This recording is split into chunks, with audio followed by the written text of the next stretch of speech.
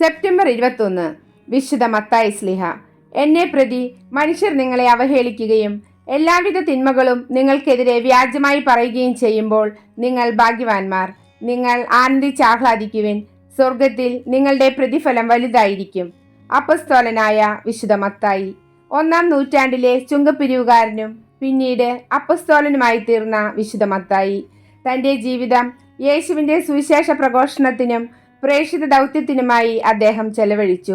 ക്രിസ്തുവിൻ്റെ പ്രേക്ഷിത ദൗത്യത്തെക്കുറിച്ച് എഴുതപ്പെട്ട 4 സുവിശേഷങ്ങളിൽ ഏറ്റവും പ്രധാനപ്പെട്ടതായി കണക്കാക്കുന്നത് വിശുദ്ധ മത്തായിയുടെ സുവിശേഷമാണ്. ചുങ്കപ്പിരിവുകാരനായ വിശുദ്ധ മത്തായിയും യേശുവുമായുള്ള അത്ഭുതകരമായ കൂടിക്കാഴ്ച സുവിശേഷങ്ങളിൽ വിവരിക്കുന്നുണ്ട്. തങ്ങളുടെ അധികാരികൾക്ക് വേണ്ടി കൂടുതൽ ചുങ്കം പിരിക്കുന്നതിനനുസരിച്ചായിരുന്നു ചുങ്കപ്പിരിവുകാരുടെ ജീവിതത്തിൻ്റെ ഉന്നതി.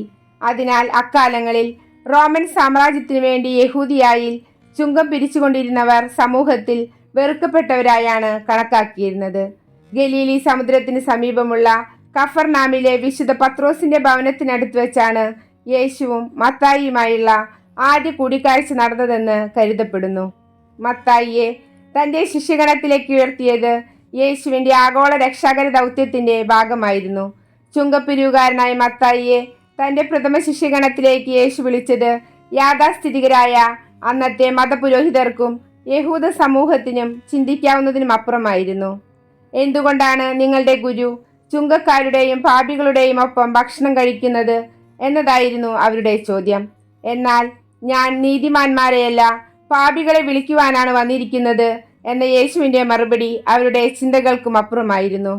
നിങ്ങൾ ലോകമെങ്ങും പോയി എല്ലാ ജനതകളെയും ശിഷ്യപ്പെടുത്തുകയും പിതാവിൻ്റെയും പുത്രൻ്റെയും പരിശുദ്ധാത്മാവിൻ്റെയും നാമത്തിൽ അവരെ ജ്ഞാനസ്നാനപ്പെടുത്തുകയും ഞാൻ നിങ്ങളോട് പറഞ്ഞതുപോലെ ചെയ്യുവാൻ അവരെ പഠിപ്പിക്കുകയും ചെയ്യുവിൻ എന്ന ക്രിസ്തുവിൻ്റെ വാക്കുകളും യേശുവിൻ്റെ മരണത്തിൻ്റെയും ഉത്ഥാനത്തിൻ്റെയും സ്വർഗാരോഹണത്തിൻ്റെയും പെന്തക്കോസ്ത അനുഭവത്തിൻ്റെയും ഒരു ദൃക്സാക്ഷി എന്ന നിലയിൽ വിശുദ്ധ മത്തായി സുവിശേഷത്തിൽ രേഖപ്പെടുത്തിയിട്ടുണ്ട്.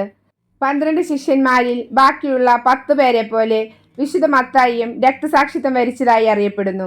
വിശുദ്ധ മത്തായിയുടെ ജീവിതത്തെ ചൂണ്ടിക്കാണിച്ച് 2006 ബെനഡിക്റ്റ് പാപ്പ പറഞ്ഞത് ഇപ്രകാരമാണ്: വിശുദ്ധിയിൽ നിന്നും അകന്നു നിൽക്കുന്ന പാപികളായവർക്ക് ദൈവകാരുണ്യം വഴി ജീവിതത്തിൽ അത്ഭുതകരമായ മാറ്റങ്ങൾ വരുത്തുവാനുള്ള ഒരു മാതൃകയായിട്ടാണ് വിശുദ്ധ മത്തായിയുടെ ജീവിതത്തെ നമുക്ക് സുവിശേഷം നൽകുന്നത്. എന്നെ അനുഗമിക്കുക എന്ന ഈശോയുടെ ഒറ്റവിളിയിൽ സർവ്വതും ഉപേക്ഷിച്ച് ഈശോയ്ക്കൊപ്പം ചെന്ന ലേവി എന്ന ചുങ്കപ്പിരിവുകാരൻ ഈശോയുടെ വിശുദ്ധ മത്തായിയായി മാറി.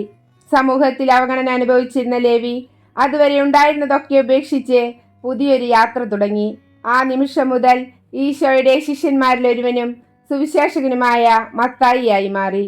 അദ്ദേഹം സുവിശേഷം എഴുതിയത് യഹൂദ സമൂഹത്തിൽ നിന്നുകൊണ്ടായിരുന്നെങ്കിലും സുവിശേഷം പ്രഘോഷിച്ചത് പേർഷ്യൻ എത്യോപ്യൻ സമൂഹത്തോടായിരുന്നു.